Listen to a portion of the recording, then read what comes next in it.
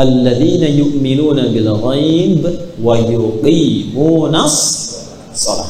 Jaga salatnya. Bagi yang muslim ya, hati-hati. Jaga salatnya. Jangan pernah tinggalkan salat jika sudah tiba waktunya. Nanti bedanya cuma di masalah berjamaah atau tidak. Satu. Yang kedua, tepat waktu atau menyesuaikan dengan kondisi Anda bekerja. Tapi prinsipnya jangan tinggalkan sholat. Satu. Sholat itu dari kata silah, hubungan yang sangat kuat. Ada namanya silaturahim, hubungan yang kuat sehingga saling memperhatikan dan menyayangi. Jadi silaturahim itu bukan saat Anda datang, Anda sapa, Anda kenal, pulang. Bukan itu. Saat Anda pulang, tidak melihatnya, Anda masih ingat, Anda doakan dia, itu silaturahim. Hubungan yang mengatur kita dengan Allah supaya terhubung terus dan ingat Allah di setiap keadaan, itu disebut dengan sholat. Semakin tinggi sholatnya, semakin diperhatikan kita oleh Allah untuk dimudahkan pekerjaannya. Jelas? Oke. Satu. Belum selesai. Maaf, kita sampai jam berapa ya? Ya, sampai asar ya. Baik, masih ada waktu ya, setengah jam. Yuk pelan-pelan sini. Ini saya mau detilkan. Saya mau kasih rahasia sebentar ya. Anda kalau bisa praktekkan ini, maka sudah ada jaminan dari sejak zaman Nabi, ini akan diraih bahkan di luar batas yang bahkan telah kita tetapkan. Salat. Tolong kita komitmen dulu ya. Maaf, ini rahasia di antara kita ya. Jangan dibagi keluar ya. Salat, semua bacaan dan gerakan itu ada artinya. Jadi bukan cuma begini, buka dengan takbir, Allahu Akbar, tutup dengan salam, selesai. Tidak. Dari mulai berdiri begini, mengangkat tangan, sampai ke salam, itu ada maknanya. Dan makna itu yang dibawa dalam pekerjaan kita.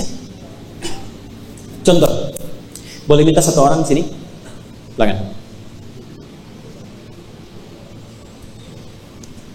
Silahkan berdiri. Berdiri posisi sholat. Ya. Gak apa-apa, sementara menghadap ke sana ya. Sudah? Berdiri, udah? Oke, kita belum takbir ya, masih berdiri. Perhatikan. Badan tidak condong ke depan, tidak ke belakang, tegak. Kaki tidak terlampau lebar, tidak juga terlalu rapat. Coba rapatkan. Coba lebarkan. Coba sejajarkan dengan bahu. Nah, segini. Sejajar dengan bahu.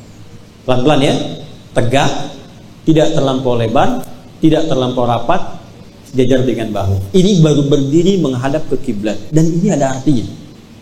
Dari berdiri ini, seorang Abdurrahman bin Auf diajarkan oleh Nabi sampai dalam waktu 3 tahun, dari modal 0 beliau jadi orang paling kaya yang pernah berkehidupan di Madinah. Saya cepat saja. Tegak ini maksudnya apa? Saya kisahkan sebentar ya, supaya kita bisa paham dengan baik. Silahkan izin dulu sementara, duduk dulu. Abdurrahman bin Auf, sahabat Nabi, itu pernah kaya raya di Mekah. Masuk Islam, ada ujian, diambil kekayaannya, dirampas oleh masyarakat yang belum kenal Islam pada saat itu. Lalu dikatakan pada beliau, silahkan ikut hijrah dengan Muhammad ke Madinah. Tapi nggak boleh bawa apapun, pakaiannya aja. Untuk memberikan kesan bahwa, nih, kalau masuk Islam akan kehilangan potensi kekayaan dan capek dan belum tentu sampai di sana dalam keadaan hidup. Harta diambil. Yang jadi masalah keluarganya. Maka dikatakan kepada istri dan keluarganya, kalau ingin ikut suami, silahkan ikut, cuman bawa pakaian, pergi ke Madinah, jarak kurang lebih 400 km. Tapi kalau Anda tinggal di sini, maka semua harta suami akan diberikan, dan silahkan pilih laki-laki paling tampan yang ada di Mekah, kami fasilitasi pernikahannya. Sebentar ya. Kalau ibu-ibu yang sekarang atau yang perempuan diberikan pilihan dalam posisi seperti istrinya Abdurrahman bin Auf, ikut suami kehilangan harta dan jalan dengan pakaian, belum tentu selamat, atau tinggal di Mekah mewarisi semua kekayaan suami dan boleh pilih laki-laki tertampan yang ada di Mekah. Pilih mana? Ikut atau tinggal? Jangan dengarkan bisikan yang tidak jelas. Alladzi yuwaswisu fi sudurin nas. Tinggal atau ikut?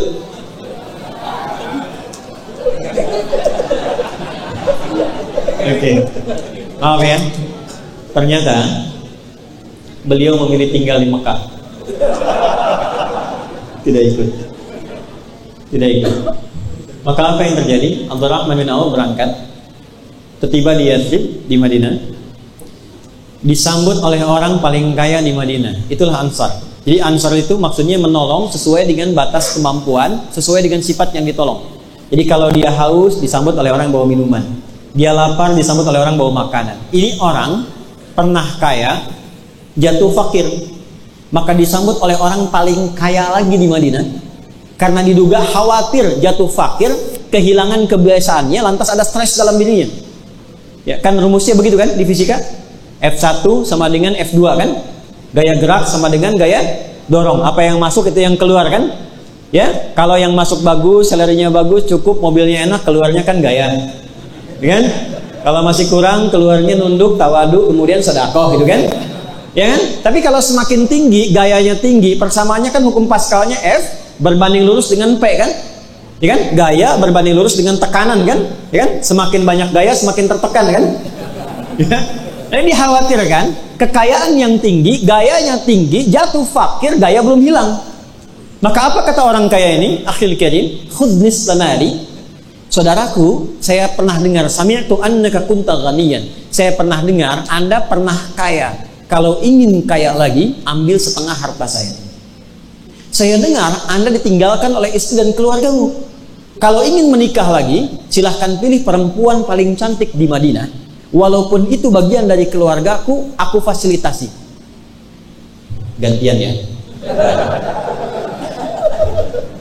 Kalau Anda dalam posisi itu, mau kaya, ambil setengah hartanya. Dan pilih perempuan paling cantik, walaupun bagian dari keluarganya, nikah difasilitasi. Saya tanya, Anda terima atau tidak ditolak sama sekali? Saya tawarin ditolak percuma Bu, saya tahu pilihannya itu. Nih, apa kaitan dengan praktek tadi? Perhatikan kalimatnya. Jazakallahu khaira. Bahasa kita, terima kasih, semoga Allah berikan pahala. Arini ainal aswaq. Cukup tunjukkan kepadaku di mana pusat bisnisnya, di mana pasarnya. Karena beliau diajarkan oleh Nabi setahun sebelum hijrah. Kalau engkau masih mampu berdiri menegakkan dirimu, jangan gantungkan hidupmu pada orang lain. Optimalkan kemampuanmu. Pakai ilmumu. Tawakal kepada Allah. Nih gabungan dari tiga itu. Tegakkan diri kita. Optimalkan tenaga kita. Pakai ilmumu. Tawakal kepada Allah. Maka mulai jadi penyalur kambing, berangkat, disalurkan, modalnya dikembangkan lagi, setahun punya 10.000 kambing, 2 tahun makin kaya, tahun ketiga jadi orang paling kaya yang berbisnis di Madinah Al-Munawwarah. Dari berdiri. Kalau sudah berdiri, begini tegak, jangan terlampau rapat. Kalau sudah mandiri, sudah bagus, sudah sukses, jangan eksklusif. Bergaul dengan teman yang selevel saja, lupa dengan teman-teman yang mengangkatnya. Lihat teman-teman di divisi Anda sebelumnya, barangkali dia perlu dibantu, barangkali dia perlu dikatrol, barangkali dia perlu dibimbing. Tapi juga jangan terlalu royal. Ya, baru dapat dengar promosi jabatan, belum diangkat, sudah sebar kartu nama. Ternyata besoknya tertukar. Nih, tegak. Ini belum takbir. Maka tolong jaga salat. Tapi saat yang bersamaan, pelajari, saya ulangi, pelajari makna dan bacaannya. Karena isyarat dari Al-Quran, ada orang yang sholat tapi tidak mengerti apa yang dibaca dan dilakukan dalam sholatnya.